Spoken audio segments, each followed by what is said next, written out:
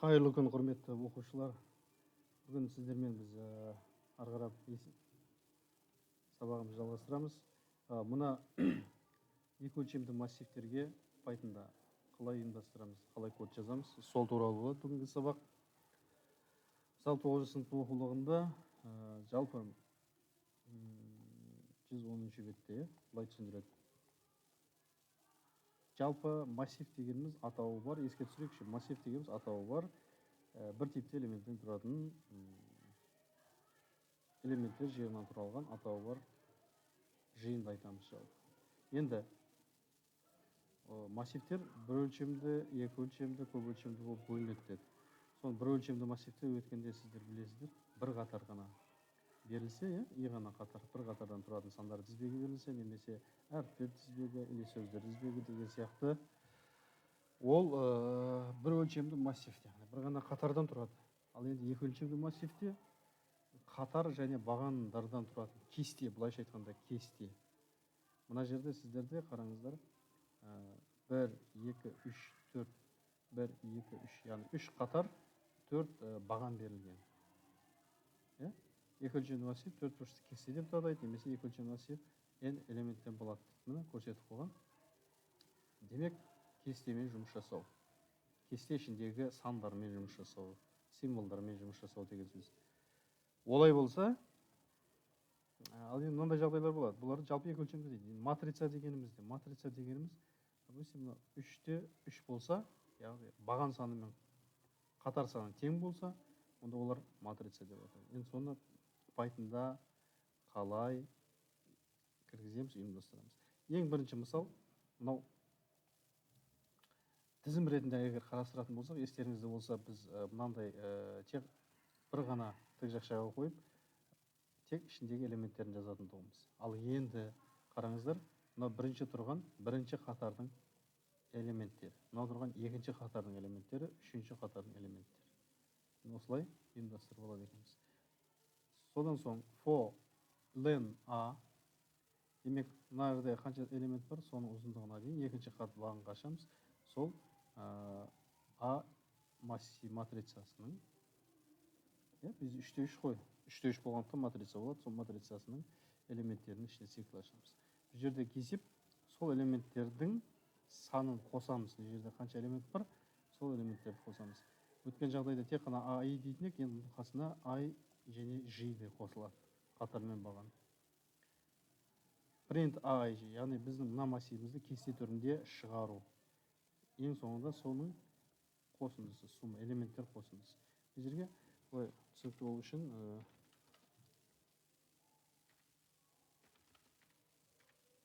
элементтер қосындысы дейік. Элементтер қосындысы.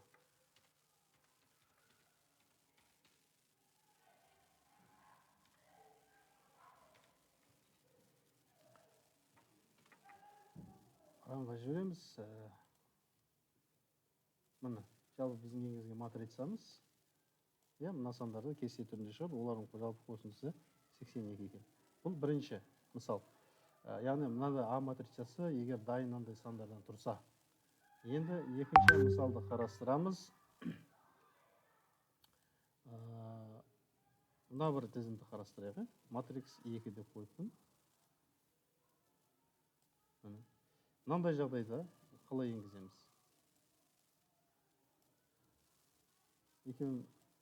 Мына жерде, мына жағдайда бізде матрица тұр, мұны сандары тұр. Мына жағдайда біз не істейміз? Өзіміз клавиатурадан енгіземіз. Rows, calls, m немесе n деп те алсаңыздар болады. Rows бізде қатар саны, calls баған саны дейміз. Қатар саны мен баған саны. A-ны пустойға меншіктеп аламыз. Цикл ашамыз, arrange rows қатарға. Row, арғарып, list map біздің бос орын арқылы элементтерді енгізіп шығамыз. Append row. Арғарып, соңына қосамыз. Арғарып, келесі қатарға жалғастырамыз. Енді жабы сум элемент, бұл жерде сум элемент десеңіздер болады, S деп алуға болады, кез келген бір аяқ табуға болады. Арғарап, тура жаңағы сол элементтердің қосындысы, сол сумманы шығарамыз. мына жерде дайын элементтерді шығардық, ана жерде біз өзіміз енгіземіз. Ранға жіберіп көреміз. Допустим, 3-3, 3-3 дейік. Ал енді элементтерін енгіземіз. 11, пробел, 5, пробел, 2, үшеуін енгіздік қой. Келесі қатарға түсемді 15, пробел, 6, пробел, 10. Келесі үшінші қатарымыз 12, 15 и 6. Так, массив элементтерінің қосындысы 82 деп шығарып берді. Мұны бұл как тізім ретінде егер біз қарастыратын болсақ, тізім ретінде осылай жазатын болсақ, бұлай осылай жазуға болады екен. Енді тағы бір келесі вариант бар. Айтайық, матрица бір. Мынау кәдімгі біздің оқулықтағы көрсеткен екі өлшемді массивті алуға болатындығын көрсеткен. Қараңыздар. From random import random деп аласыздар. Енді енгіземіз, ол түсінікті бізге. Енді мына жерде ерекшеге мән беретін жағдай міне. Массивті матрицаны объявить етіп аламыз. Ары қарап мына циклмен бағанмен бағанға, мына қатарға, то есть мынау қатарға, мынау бағанға цикл ашылады. Және IEG-ні біз өзіміз пернетақтадан енгізіп шығамыз. Келесі соны мына екінші бөлігіміз тура сонынан көшіріп print IEG, яғни шығарамыз. Біз енгізген элементтерді кесте түрінде шығару. Ары қарап келесі қатар S0-ге теңестіріп, сол кесте элементтерінің санын, элементтердің санының қосындысы, сол элементтердің санын көбейтіндісі. Енді мынау print сумманы шығарады, бір қатар астына түседі, келесі көбейтіндісін шығарып береді. Астындамыз SS тең 0 дегеніміз, енді егер I мен G тең болса, онда ол бас диагонал. Жаңа айтып, бас диагонал деген термин бізде неде қалады? Бас диагонал деген мынау. Егер I қатармен баған теңескен жерде, 1-де 1, 2-де 2, 3-де 3, 4-де 4 теңескен осы жерде орналасқан сандар немесе әріптер, ол бас диагоналдағы сандар немесе әріптер болады. Егер солардың қосындысын табатын бас диагоналдағы. Жалпы код осылай көбейіп кетеді. Орындауға жіберсек, мысалы айтайық, 3-3, 3 элемент. Матрицамыз 3-3. Демек, мен енгізіп шығам. 1, 2, 3, 4, 5, 6, 7, 8, 9 элемент енгізем. Сонда менің енгізген матрица элементтерінің саны мынау тұрмын. Кесте түрінде. Демек 3-те 3. Сумма жалпы элементтердің қосындысы 45. Көбейтіндісі 362, 880. Бас диагоналдағы сан қосындысында бас диагонал деп отқанымыз мынау 1, 5 және 9. Демек 5, 6, 9 болсаңыз 15. Коды осылай болады. Келесі код бізде, қараңыздар енді. Мына матрицаның бас диагоналы. Матрицаның жанама диагоналы деген болады. Ол мына былай қарай орналасқан. Жанама диагонал бұл жерде былай берген.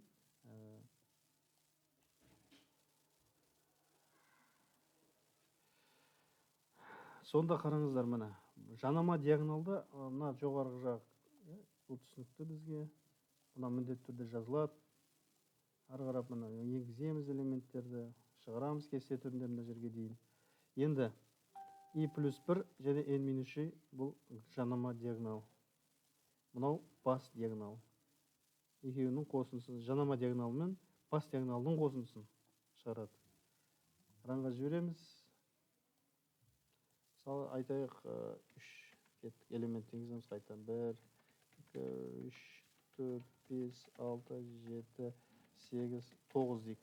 Енді қараңыздар, мына бас диагонал 1, 5, 9, бізде 15 тұғын. Жанама диагонал 3, 5, 12, 8, 7, 15.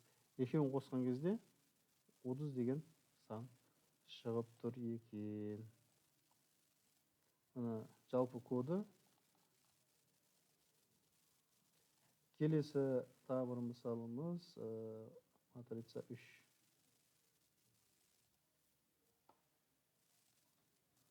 Матрица 3.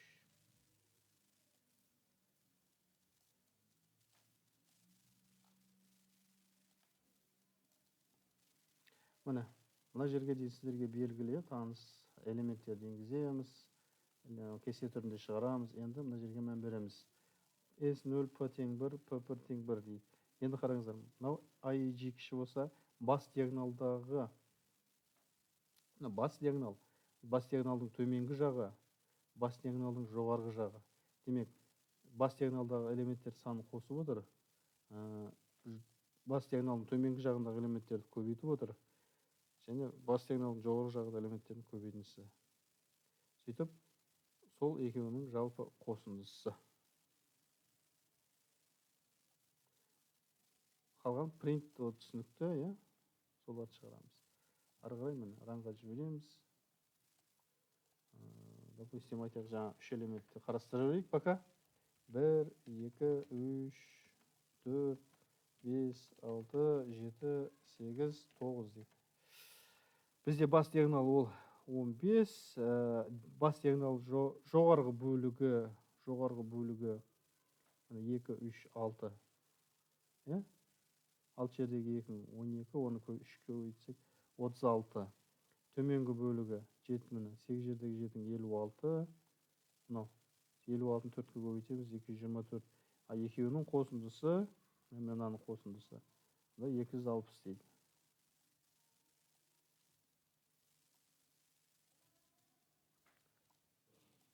Мұның коды осылай болады.